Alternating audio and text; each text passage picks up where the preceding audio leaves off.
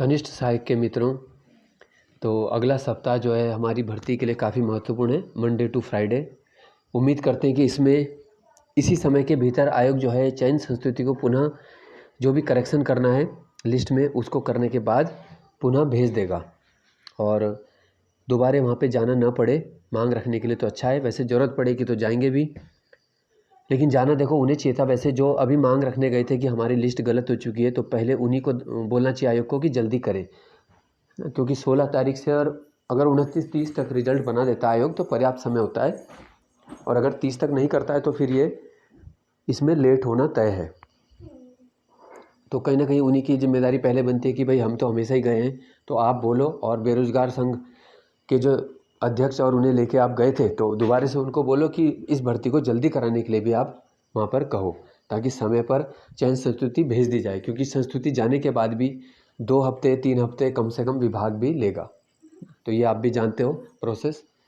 बाकी आप उत्तराखंड में भर्तियों के हाल देख ही रहे हो। वन दरोगा भर्ती में स्टे आ चुका है, ठीक है। अब देखो, जिन्होंने पिछली बार निकाला था मेहनत से उनका भी हक था, लेकिन जिन्होंने इस बार निकाला उनका भी हक है ना। तो हक किसका गलत है अब ये बताओ। इस बार जो निकले हैं और जब उनका रिटर्न एग्ज़ाम क्लियर हुआ होगा तो उनको कितनी खुशी भी होगी, लेकिन अब उनका फिजिकल फ़िलहाल होल्ड कर दिया गया है जब तक आगे कार्रवाई होती है। तो उत्तराखंड में देखो ये भर्तियां जो हैं कोर्ट में, कोर्ट आयोग है ना, और कुछ ऐसे तत्वों के बीच में फुटबॉल बन चुकी है जो चाहते नहीं है कि भर्तियां समय पे संपन्न हो सके। तो ऐसे लोगों से ही देखो सावधान रहना है और दूरी बना के चलो। और इस अपनी भर्ती अभी फ़िलहाल के हिसाब से देखो तो पुरानी भर्तियों में यही भर्ती है कनिष्ठ सहायक की जो संपन्न हो सकती है जल्दी से जल्दी।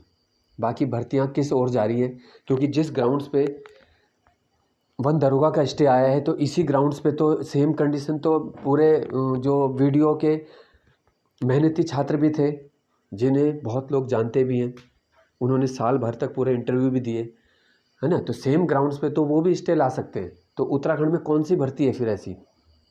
अगर यहाँ पर केवल यही चलता रहेगा, स्टे स्टे खेलते रहेंगे सब, है ना। मैं ये नहीं कह रहा कि भाई पहले वाले या दूसरे, देखो दोनों का ही हक है।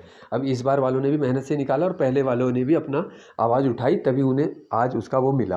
लेकिन अब तक इनका ये बच्चों ने पढ़ के रिटर्न यहाँ पे निकाल लिया था देखो। और इसमें पेपर भी कैसा था, साइंस पूरी पूछी हुई थी, तो आप देख रहे हो पेपर का लेवल भी कैसा था। इतने पेपर निकालने के लिए कितनी पढ़ाई की होगी उन्हें। तो ये सब चीज़ भी होती है ना। तो इसलिए जो भर्ती चल रही है उसे होने दो, कम से कम जो नई वैकेंसीज आएंगी उसमें औरों को भी फिर चांसेस मिलता है जब कुछ निकलते हैं।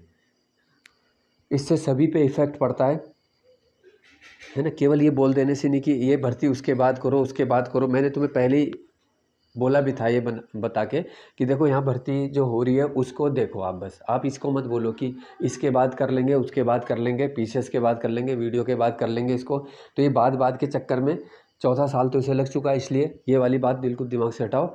और ज़रूरत पड़ेगी तो देखो इस सप्ताह भी वहाँ जाना पड़ेगा तो जाएंगे आयोग में, है ना। क्योंकि वो लोग तो जो थे वो केवल यही बोलने आए थे कि आप इस लिस्ट को एडिट करो। अभी आगे प्रोसेस आयोग कब करता है नहीं करता है, ठंडे बस्ते में भी डाल देता है आयोग। मान लो जुलाई में कहता है मैं एग्ज़ाम के बाद करेंगे, तो फिर वो तब नहीं आएंगे, है ना।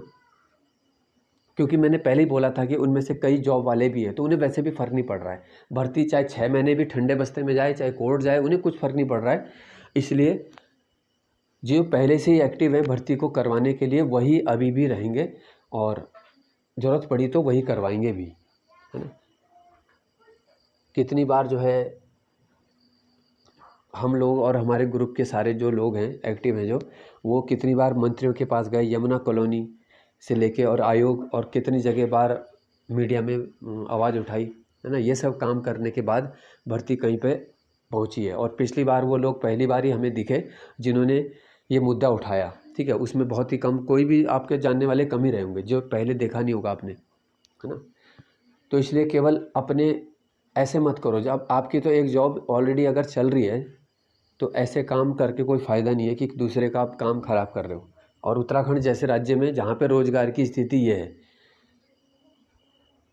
एक पिछला जो फॉरेस्ट गार्ड था उसे 5वें साल ज्वाइनिंग मिली थी।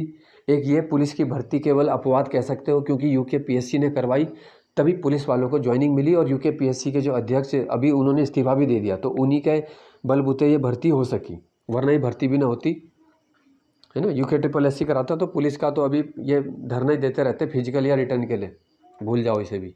तो ये हाल होना था इनका भी।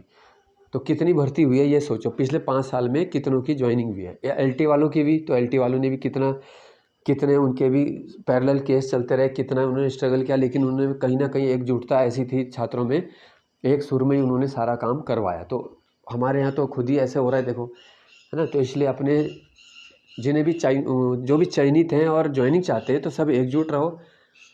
और ज्वाइनिंग से केवल हमें मतलब है और किसी से मतलब नहीं है, ठीक है। बाकी जिसको करनी है देखो तैयारी करते रहो, वो तो अपना हक है ना, अपनी जो पेपर देना है वो तो देना ही है। तुम पीसीएस भी दोगे, एनटी भी दोगे, अभी समीक्षा अधिकारी भी आएगा, जो कैलेंडर के हिसाब से यूकेपीएससी ने बोला है वो सब भर्तियां भी आती रहेंगी धीरे धीरे। तो आप देते रहो, एक जॉब ये वाली पकड़ लो, उसके बाद सब मिलेगा आपको। तो ये वाली होने दो, देखते हैं नेक्स्ट वीक काफ़ी इम्पोर्टेंट हो सकता है।